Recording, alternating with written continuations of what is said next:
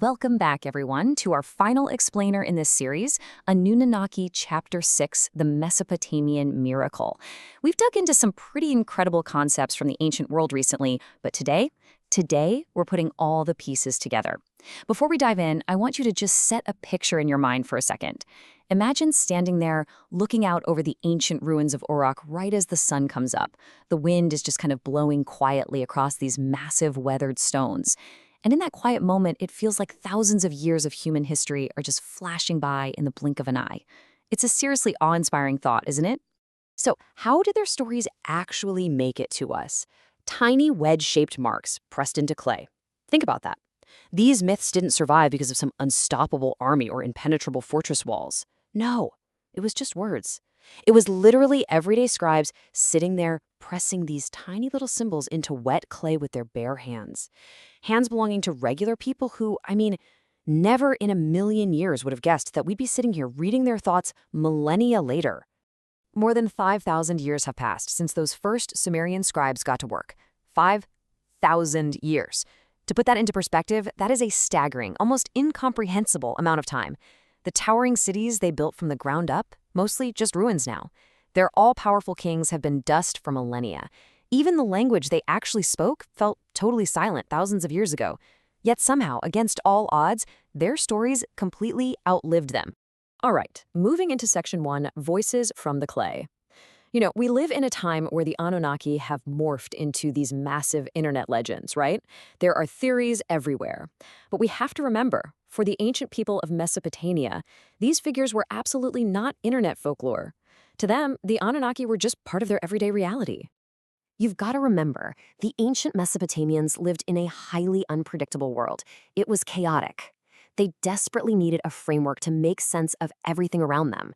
The Anunnaki were their way of explaining, why the rivers suddenly flooded, or why certain kings were chosen to rule, why crops sprouted in the spring, or why these devastating storms would just come through and wipe out entire cities.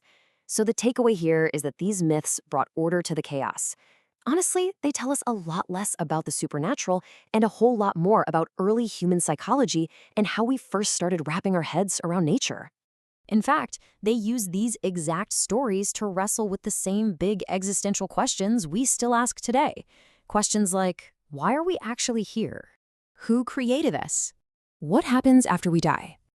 And ultimately, how should we live our lives? These 4 questions are essentially the timeless challenges of being human. It's this incredible, unbroken thread of curiosity that links us right back to those ancient Mesopotamians trying to figure it all out so long ago. Okay, let's dive into Section 2, Evolution of Ancient Myths. The big question now is, how did this specific legacy keep going after the Sumerians themselves vanished? Well, the civilizations that followed basically inherited and tweaked these foundational beliefs, which kept them from just fading into the sands. It's kind of like a giant relay race. It all kicks off in the Sumerian era. That's where the myths originate. Then, as the centuries roll on and the Sumerians fade out, the Akkadian era rises up, and they essentially adopt a lot of the Sumerian gods as their own. Next, the Babylonians step in and reshape those traditions to fit their specific society. And finally, during the Assyrian era, these myths get exported across this massively growing empire. Sure, names changed, new gods became popular, and the details shifted over time. But these ancient empires rarely erase the older beliefs. They just built right on top of them, weaving this massive, rich tapestry of myth across the ancient Near East. Which leads us to a pretty awesome definition of history itself. History is continually rewritten, not through imagination, but through discovery. Even today, archaeologists are out there unearthing new broken fragments of cuneiform, and every single time they translate one, it's like they're adding a brand new sentence to humanity's oldest conversation. A missing line, maybe scribbled on some ancient mundane receipt for grain, or a dusty fragment from the library of Ashurbanipal, can literally change our entire understanding of a classic story, or spark entirely new questions. History is never truly finished. Let's pivot slightly for Section 3, Evidence versus Interpretation, because the whole legacy of the Anunnaki actually gives us a fantastic masterclass in critical thinking and how we process information today. We absolutely have to separate the physical from the abstract. The evidence? That's the physical stuff. The clay tablets, the ruined temples, the actual ancient cities we've dug out of the ground. That physical evidence definitively shows us what those ancient people believed, period. But interpretation? That starts the second we ask, okay, so what do those beliefs actually mean? And different generations answer that totally differently. The Sumerians interpreted them as ancient divine beings. Modern scholars view them through the lens of mythological study. And, as we know, some contemporary writers interpret them as extraterrestrial visitors. The crucial thing for us is to impartially separate the hard, physical artifacts from the various ways different generations interpret them. Now, pointing out the difference between evidence and interpretation doesn't mean we should stop being curious. Quite the opposite, really. I mean, curiosity is the exact reason anyone ever bothered digging up these cities or decoding cuneiform in the first place.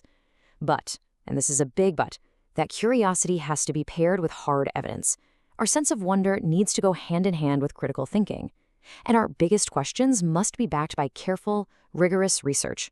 Without that specific framework, most of Mesopotamia's history would literally still be buried under the sand. Which brings us to Section 4, the true Mesopotamian miracle. Because when you actually apply those rigorous steps, you uncover the most mind-bending truth of the whole explainer. The biggest wow factor here isn't found in modern internet theories, it's found in what these ancient humans actually achieved all by themselves. The sheer volume of their creative output is it's astonishing. Over 5,000 years ago, human beings were organizing bustling cities with tens of thousands of people. They were building these massive, monumental temples. They literally invented writing, using it for everything from epic poetry to daily beer rations and customer complaints. They developed complex mathematics. They laid down laws. They wrote literature. They precisely tracked the complicated movements of the stars. And they set up massive trade routes stretching for hundreds of kilometers. And here is the kicker, the absolute craziest part. They did every single bit of that without electricity, without modern machinery. No iron, zero computers. It's honestly unbelievable. The true Mesopotamian miracle wasn't some mysterious outside intervention. It was just the raw, unassisted, brilliant creativity of humanity itself. Finally, Section 5, Humanity's Enduring Legacy. As we wrap up this explainer, I want to just slow down for a second and reflect on what all this actually means for us, sitting here in the present day. Right now, across museums all over the world, these little ancient clay tablets are just sitting quietly behind glass. Thousands of people walk past them every single day. Most probably don't even stop. And yeah, almost nobody can read those tiny wedge-shaped symbols anymore. But think about this. The earliest surviving voices of human civilization are still speaking to us, if we're just willing to listen. Wrapped up in that clay are the very real hopes, the deep fears, the favorite stories, and the sincere prayers of people who lived 50 centuries ago.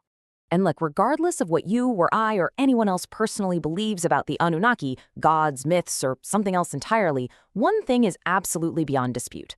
Without this specific civilization, the entire history of our world would look completely different. They gifted us writing and recorded history. They gave us the blueprint for cities and administration, law, scientific observation, and one of the most incredibly rich mythological traditions ever drummed up. Which leaves us with one final, pretty provocative thought to chew on. Is humanity itself the greatest mystery? Maybe the greatest enigma wasn't the Anunnaki. Maybe it's us. Is it our relentless, endless drive to ask questions, to seek out meaning, to tell stories, and to try and leave something beautiful behind that outlives us? That drive, that might just be the most remarkable legend of all. History isn't just a dusty record of what happened. It's an echo that is still actively shaping who we are right now. So keep questioning, keep exploring, and definitely keep learning.